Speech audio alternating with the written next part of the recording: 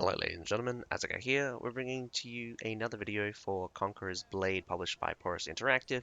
This is going to be the update log for December 26th. Unfortunately, they didn't release the website version. I'll update it if they do, but if they don't, they don't. So, we have maintenance for APAC, December 26th, 1400 to 1700, UTC plus 8. Maintenance is expected to last 3 hours. After maintenance, we will distribute bronze coins times 8,300 honor and 15 unit medals of compensation. Of course, for the EU and AMS, it is going to be the same time as the APAC. They just didn't put it down. If I'm not wrong, calculating real quickly, it should be 7 to 10. So 7 a.m. to 10 p.m. I mean, sorry, 700 to 1000 hours. UTC minus one. UTC plus one. Sorry, not minus one.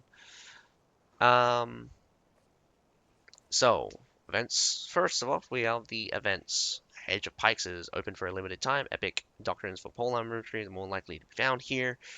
It goes from 26th of December after maintenance to the 9th of January before maintenance.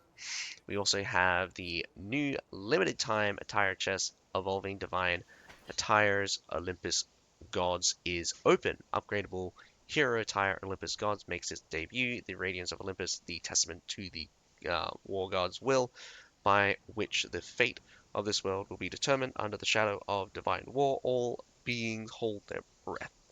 During this event, the attire chest Olympus Gods will be available in evolving divine attires. You can use the illusionist keys to open it. It goes from the 26th of December after maintenance to 16th of January, midnight. Midnight on the 16th or midnight on the 15th? Let's just check. 16th is Thursday, so it's going to be midnight on the 15th. So 15th midnight. So, or I don't know. Is 0 hours on the 15th? The 16th? A little bit shaky there. So, no. How the clock works is that 0 hours starts on the day, next day. So, um, yes. So it'll be literally on the when 16th hits, it is over. That's yeah. If I confuse you, I'm sorry. Basically, by the time it's 16th, it's too late. So literally, the last moment you have is the last second on the 15th.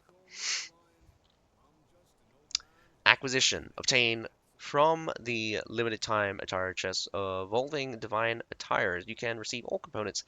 Helmet. Ooh, that is confusing. When you can receive all components, helmet, armor, vambraces, and boots when you get the attire for the first time. Okay. So it just hands you the whole attire.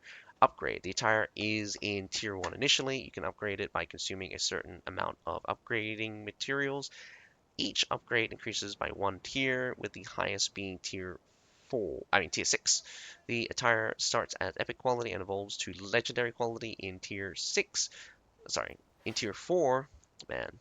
Um, After upgrading, the attire will change its appearance according to its tier, upgrading material, and drawing item info. Divine Soul, obtained by auto-salvaging the duplicate upgradable attire acquired in the Evolving Divine Attire event. Shattered Armor of Divinity, obtained by auto-salvaging the duplicate non-upgradable attire acquired in the Evolving Divine Attires event. Illusionist Key, obtained from Sign-In, Arabian Nights Fairy Tale guard event, or consuming sovereigns. Now, I don't know what sign-in they're doing, but I don't see any illusionist key for any sign-in thing. Obviously, consuming sovereigns, they cost 450, very expensive. Special note: Divine Soul, Shattered Armor of Divinity, Illusionist Key are universal materials for the evolving Divine Attire series of upgradable attire events. The corresponding materials accumulated in the Blazing Plume event can be directly applied to the draw and upgrade of Olympus Gods. Special upgradable rewards. You can get special rewards along with Olympus Gods upgraded to certain tiers. Tier 4, Special Killing Announcer, Jewel Divine Comedy. Tier 5, Special Title, Shadows of War, and Tier 6, Special Frame, Supreme Contest. The acquisition chance of upgradable hero attire Olympus Gods 2.72, Epic hero attire 10.7, rare items including rare hero attires and shattered armors of divinity 42.75%, uncommon hero attire 43.83, 83%. I'm gonna be that guy and go, that does not add up to 100%. Oh no, that's because I'm calculating that wrong. Nah, that's fine. That's absolutely fine.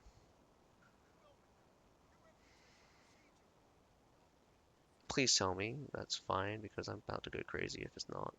Yeah, that's fine.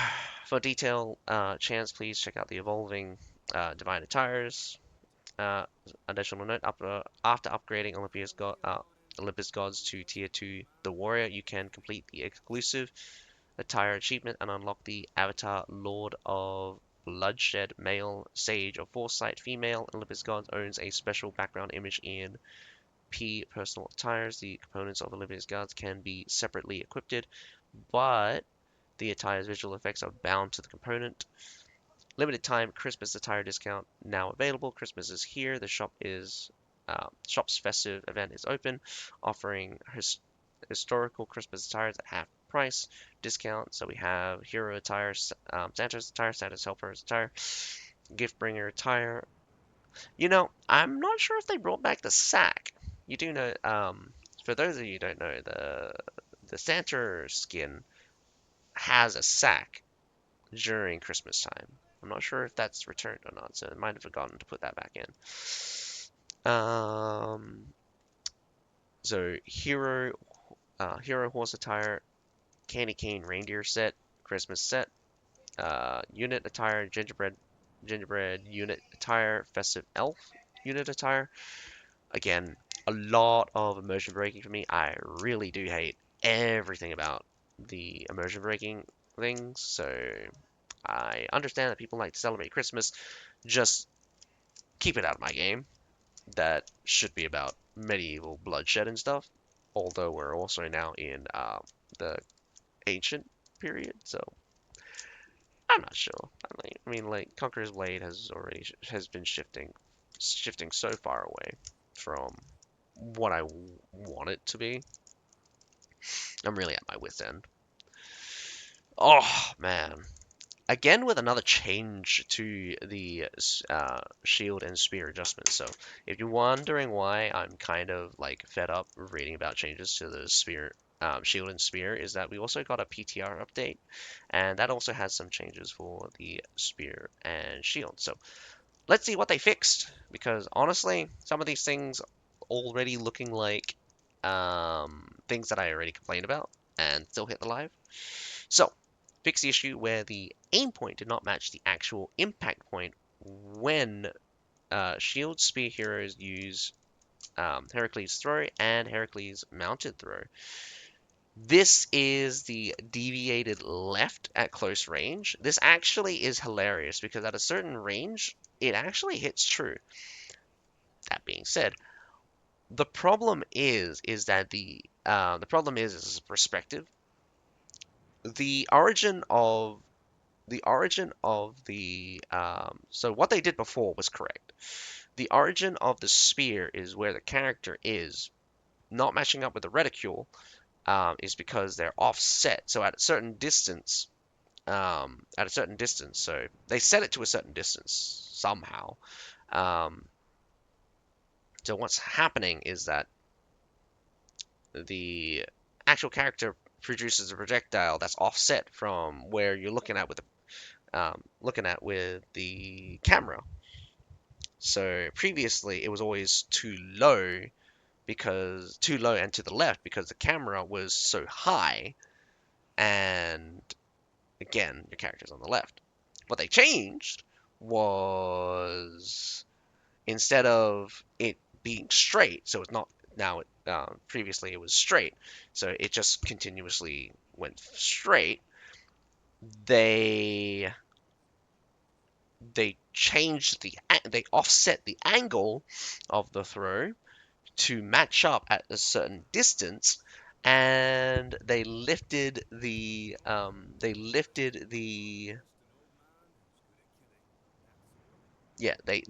angle a bit to match up at a certain distance. So what ended up happening, instead of two straight lines being offset, you now have a instead of parallel lines, you now have intersecting lines. So at a certain distance, if you could figure out the perfect distance, they would converge, and then they would deviate again, but the opposite way. Um, well, kind of. So it would start on your left, go on to the right after a extreme distance. By the way, I think they set it at 100. I think they had it converge at like 100 meters. Um, way too far. Most of the throws that you'll be doing is probably within 60 meters. Not that people haven't tried throwing over 60, because I've definitely been trying to throw over 60. But yeah, they could easily fix that. They could have just easily fixed that by just having the reticule origin just changed, or the projection of the projectile be the same where the camera is. That could cause some more issues depending on depending on like really close range and stuff, but that's like minuscule because no one's throwing this at close range. Everyone's throwing this at far ranges. All right. Fix the issue where the movement scatter was too large when Shield and Spear hero use Hercules throw and Hercules mounted throw. The movement scatter? I have no idea what that meant. Anyway, fixes to the Hercules throw. If honestly, I'll have to see it. We'll have to see it in game tomorrow, see if they fix anything. But honestly, I mean, yeah. Fix the issue where the launch angle was too high. Again, a third one for this. The launch angle was too high when, yeah, this is what I said. They increased the angle. So what was happening is that like at close ranges, it would just shoot up super high. So basically, if you were at like meleeing distance, you could aim at the opponent's chest and you would hit them in the head. Really good because like you didn't have to aim upwards, but really bad because you would have to be looking down. It's really funny because since we're in third person, everyone's actually looking up. Everyone's actually looking up. You actually have to look down in order to get these reticules in the right position. And looking down actually is really much of a headache because how I set how I set my camera, I feel like I'm already like looking down, but um, I have to look down further when I'm at super close ranges. Like super close range, I have to look even further down in order to get headshots, even to just hit people. And there are some times where they're on the ground and I don't look far enough down. I just place the reticule on them and hope I hit. I miss. Fix the issue where Shield and Spear Hero did not maintain defenses when using the second stage of Aegis Retribution and Ares Cleave. That has never been the case. This is literally a straight buff, like an emergency buff for no reason. There is no reason for them to maintain the blocking state in both Aegis Retribution and Aegis Cleave, besides straight up buffing the character, straight up buffing the class. Granted, really good change, honestly. I wouldn't have done it to Ares Cleave. Ares Cleave is probably one that needs to be buffed in the AoE perspective, which I did just see that they did. Fix apparently could not deal damage, but that could be just a different issue entirely. Um, Fixed the issue where spear and the shield and spear hero could not roll when using skills. That one's strange to me. I'm not normally one to roll during a skill. It's very rare that I do. So I'm half-half on that one. The shield and spear hero is very flexible, like very flexible. And now with the defensive stance, the maintaining defense while using both stages of their abilities, there is actually no reason to dodge anymore. There's actually no reason to dodge anymore.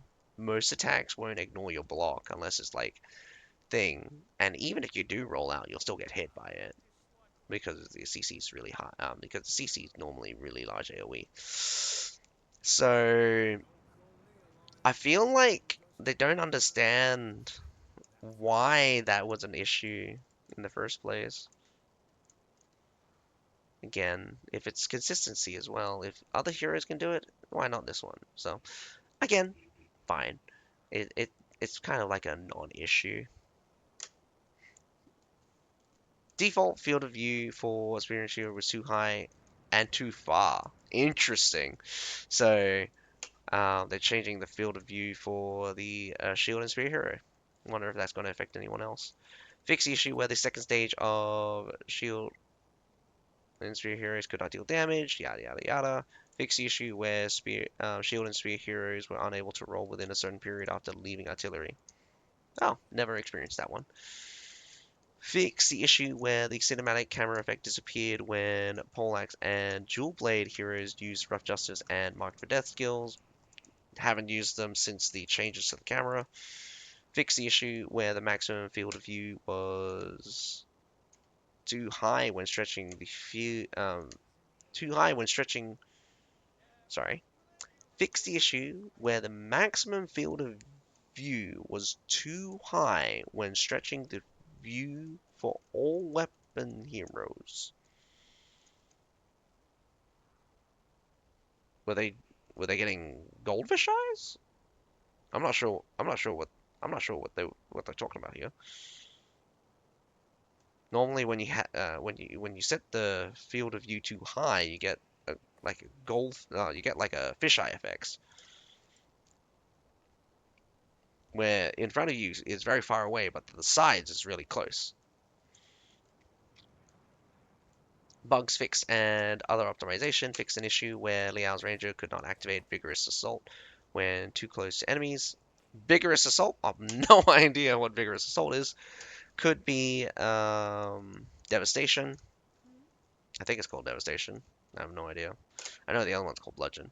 Fix an issue where the Dionysus Ecstasy rune for Pike could not trigger the third knockback effect of Green Dragon and Water Dragon. Again, it's a throw, not a knockback, not a knockdown. It's a throw.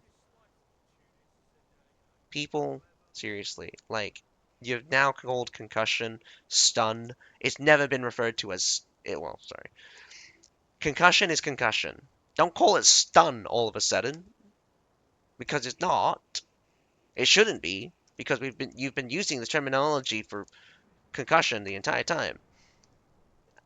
Um, I'm really annoyed at this because they're changing a lot of names that I know what they're referring to, or I can assume what they're referring to, and I can figure out really easily. I still hate it though because it's changing shit that doesn't need to be changed. Fix the issue of incorrect unit skill cooldowns in unit training. Render issues with silver hair and character selection interface. Fix the issue where these seasonal limited epic epic leadership doctrine was not properly recycled. Interesting one. So I have no experience with this one. So those of you on the EU and AMS, please do tell me. Um, Do you actually have to get rid of your temporary seasonal epic leadership doctrines? Do you think leadership doctrines actually made your the game better, or did it make the game worse? For me personally, I think doctrines should be just removed from the game, but people will say, "Oh, doctrine is really good progression." I'll say that any new player is going to get their ass handed to them by a unit that's fully decked out. I mostly play without doctrines. I do play some units with doctrines. That's because I want to have fun sometimes. And when I say I want to have fun, I want to beat the crap out of someone with shitty units but fully decked out. So yeah, it is my opinion that balance in this game is getting worse. This the shield and spear here has merits. There's a lot of limitations that come with it that I think doesn't really make use of its features quite enough. But this is going a bit too far, mostly because how powerful block really is. It has a ridiculous amount of block when we consider heroes. When we consider against units, that block is going to disappear in not 2.0 second. And it is kind of sad that we're in this weird scenario where um yeah, we're in this weird scenario where we're finally getting block information, and it's completely absurd some of the things that we know about it now. Anyway, that's enough discussion for one night. I've discussed quite a bit for the PTR, and I'm gonna just say that they're definitely not gonna let the shield and spear hero be weak, at the very least. So, um, I think I think quality of life is probably the best thing for the shield and spear heroes. I'm going to say that it's kind of um, I think the blocking in the second stage of Aegis Retribution was should have been happened. Ares Cleave should not get the blocking state, and it is of my opinion that the developers might be a little bit short-sighted. Some of these things I've actually complained about. Another thing is that like I'm feeling like Ares Cleave really needs to hit multiple targets and deal damage to multiple targets. So if you could get like a 40% minimum damage on multi-hit, excellent. I think that would be amazing. I think that would be great. And probably on the third basic attack. That would be amazing as well. But yeah, that is all for the update log. I hope you guys enjoyed the video and yeah, hope you guys enjoyed the video. But other than that, my name's Sasuke. Have a nice day. Bye for now.